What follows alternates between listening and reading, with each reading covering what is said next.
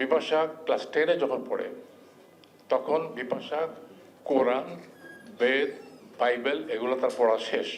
চিন্তা করা যায় না। তৌকির আমাকে সবচেয়ে বেশি কাঁদিয়েছে। আমার দুটো কন্যা যেদিন বিয়ে হলো, এই দুই কন্যার বিয়েতে আমি কেঁদেছি। তার মধ্যে তৌকির হলো প্রথম ভিলেন। তার শাশুড়ির কাছে সে হলো শ্রেষ্ঠ জামাই, কারণ তাকে যা খেতে বলে সে তাই খায়। সৃজনশীল ব্যক্তি সেই হতে পারে যার এডুকেশন থাকে, এখানে ফ্যাকাল্টিগুলো ডেভেলপ করে। তো সৃজনশীল ব্যক্তি শুধু এডুকেশনে মানে প্রথাগত এডুকেশনে তো হয় না, তার অন্য এডুকেশনও লাগে। এবং এই একটা জিনিস তার বিরাট বড় গুণ যে সে বই পড়ে, বিভিন্ন রকম বই পড়ে। আমি যদি তৌকির সাথে 1 ঘন্টা বসে আড্ডা মারি, আমার তো মনে হয় আমি অনেক কিছু শিখি। এবং আমার বাসায় যখন তৌকির আসে বা তৌকিরের সাথে যখন আমার দেখা হয়, আমাদের যে কথাবার্তাগুলো হয়, আমি মনে করি যে আমার একটা ক্লাস হলো, আমি অনেক কিছু শিখলাম। এই যে জ্ঞানটা আমাদের শিল্পীদের, আমি সত্যি কথা বলছি, কেউ পড়তে চাই না। আমরা নতুন ছেলেমেয়েরা তো পড়তেই চায় না। আর আমরা যারা পুরনো আছে কিছু কিছু, আমরা ছোটবেলা থেকে একটা পড়ার অভ্যাস ছিল, ক্লাসে বই ছিল, বই জোর করে দিত, স্কুল থেকে পড়তে হবে গল্প, পরের দিন এসে সেই গল্প বলতে হবে।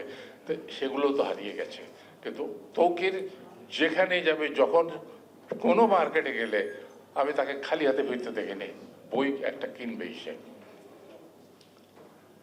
এবং বিপাশারও কিন্তু একই রোগ। বিপাশা ক্লাস 10-এ যখন পড়ে তখন বিপাশা কোরআন, বেদ, বাইবেল এগুলো তার পড়া শেষ। চিন্তা করা যায় না কি পড়ে এত, কি রাত জেগে জেগে এত বই পড়ে, কিন্তু তার নেশা। এবং এখনো সে বই পড়ে এবং আমাকে সে গল্প বলে। তো এই দুটো মানুষ একত্রিত হলো যেদিন, আমি বলি এখনো যে তৌকির আমাকে সবচেয়ে বেশি কাঁদিয়েছে যেদিন সে বিপাশাকে নিয়ে গেল। এত কান্না আমার জীবনে আমি কাঁদিনি। আমার দুটো কন্যা যেদিন বিয়ে হলো, এই দুই কন্যার বিয়েতে আমি কেঁদেছি। তার মধ্যে তৌকির হলো প্রথম ভিলেন।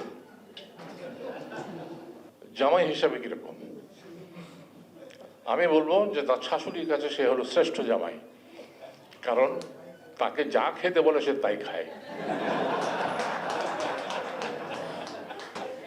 টেবিলে খাবার দেওয়া হয় এবং আমার ওয়াইফের একটা সমস্যা আছে, সে সবসময় খালি তৌকির পাতে ঢালতে থাকে, একটা মাছ, ইলিশ মাছ, আরেক টুকরা নাও, আচ্ছা ওটা তো খুব মজা লেগেছে না, আরেক টুকরা নাও। আর সে ভালো মানুষের মতো, নিচ্ছি মা নিচ্ছি, আমি বড়টাই নিচ্ছি। হ্যাঁ, তো এই যে মাকে খুশি করার জন্য, আমি জানি না হয়তো তার হয়তো খাওয়ার আর উপায় নাই, তারপরেও সে তার শাশুড়ি মাকে খুশি করার জন্য সে খায়। এই যে ব্যক্তিত্ব তৌকির, মানে তার জীবনের সব কিছু গোছানো এবং হিসাব করা। এবং আমি একটা মানুষের কথা খুব মনে করছি, শর্মিলী আহমেদ আমাকে বহুবার বলেছেন যে আপনি কি ডিরেকশন দেন, আপনার জামাইয়ের ডিরেকশন দেখেন, তৌকিরের সাথে কাজ করে কত আরাম, কত স্বস্তি। যে আমি যখন তৌকিরের পরিচালনায় কাজ করি, আমাকে অনেকে জিজ্ঞেস করে জামাই যখন ডিরেকশন দেয় আপনার কেমন লাগে। মানে জামাই যখন ডিরেকশন দেয়, সে তো জামাই থাকে না, সে ডিরেক্টর। আর আমি একটা শিল্পী, যা আমি নিজেকে বলি যে অত্যন্ত সুশীল একজন শিল্পী। সুশীল কিভাবে সুশীল? ডিরেক্টর যা বলে আমি তাই করি, ডিরেক্টরের কথা শুনি না, ডিরেক্টরের মুখের উপর কথা বলি না, ডিরেক্টরের কাজের উপর আমি কোনো মানে নোক্তা দিই না। তৌকির হলো একদম পারফেক্ট ডিরেক্টর। ও যা চিন্তা করে ও তাই এমপ্লয় করে।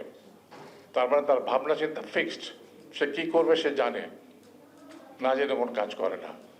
এবং শুধু নাটক, সিনেমা বা চলচ্চিত্রের ব্যাপারে না, তার ব্যক্তি জীবনও তাই। যেটা সে করে সেটা ভেবেচিন্তেই করে।